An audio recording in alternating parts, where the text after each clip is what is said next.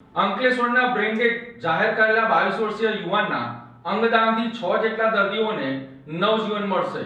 હાંસોદ તાલુકાના અલવા ગામના 22 વર્ષીય અતુલ ભાવેશભાઈ પટેલને માર્ગ અકસ્માતમાં ગંભીર ઇજા થતાં સારવાર માટે અંકલેશ્વરની શ્રીમતી જયાબેન મોદી મલ્ટી સ્પેશિયાલિટી હોસ્પિટલમાં દાખલ કરવામાં આવ્યા હતા।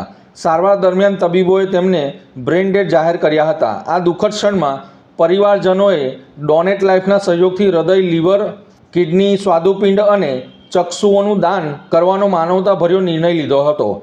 આ અંગદાનથી 6 જરૂરિયાતમંદ દર્દીઓને નવજીવન મળશે। ભરૂચ જિલ્લામાંથી થયેલું આ ત્રીજું હૃદયદાન હોવાનું જણાવવામાં આવી રહ્યું છે।